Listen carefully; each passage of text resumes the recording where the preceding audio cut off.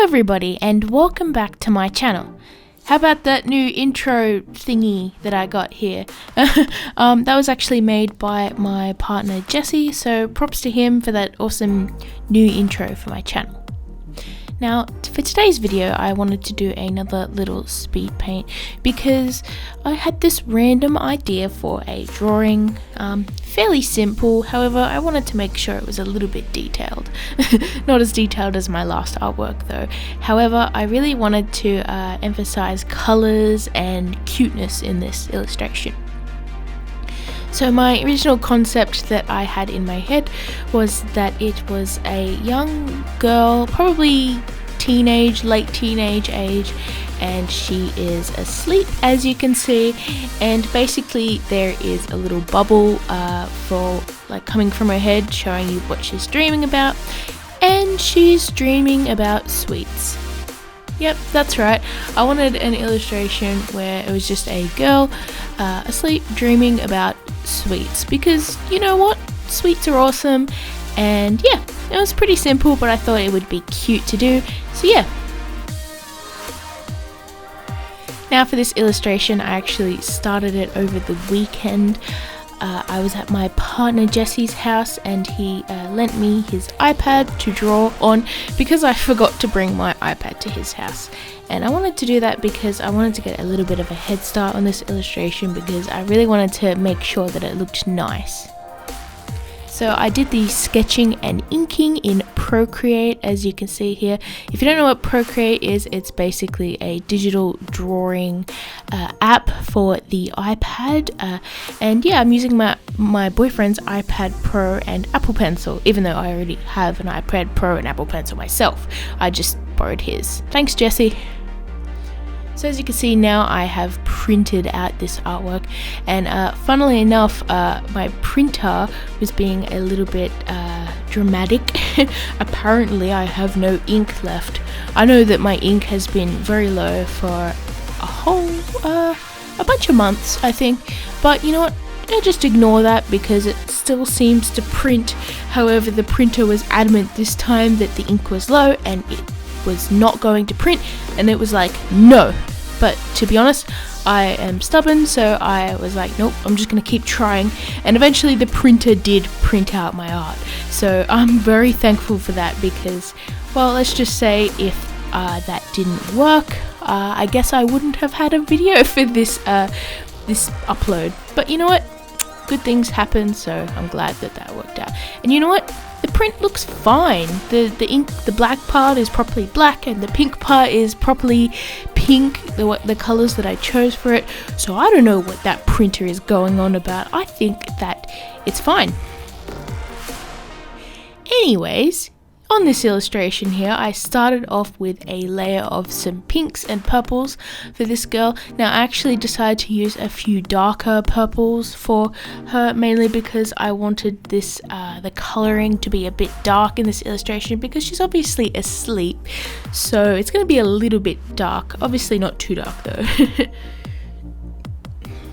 And yeah, for the color choices of this artwork, I wanted to have a lot of pink and purple and a small amount of earth tones in this illustration. Now that's pretty much classic Scribblefix color palette. As you can tell, a lot of my older illustrations have a lot of purple. That's because purple is my favorite color.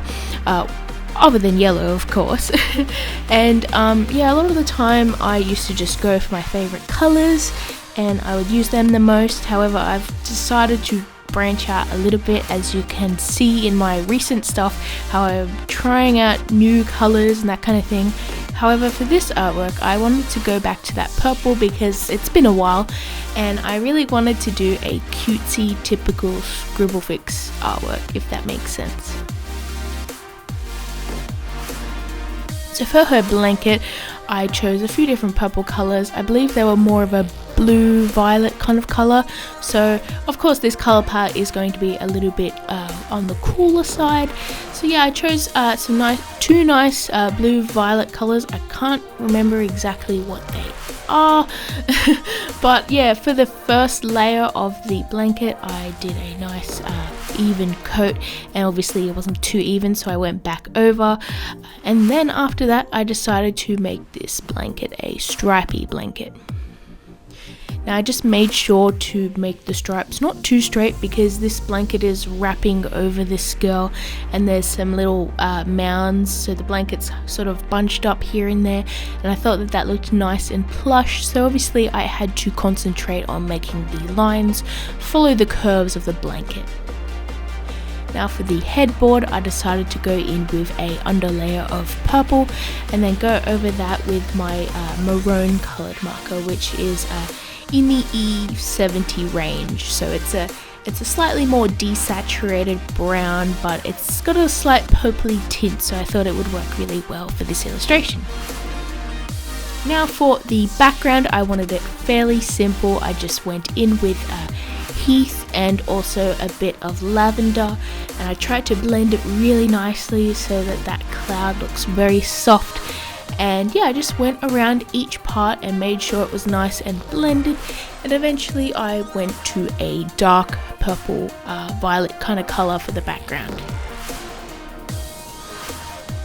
Now as you can see, the background is a little bit streaky, but that is pretty common with these markers, but it's easy to fix. You just have to go over and layer it again and again, and eventually you get a nice sort of even layer. Now it's not obviously going to be perfect because this isn't a digital illustration and I can't just use the paint bucket tool.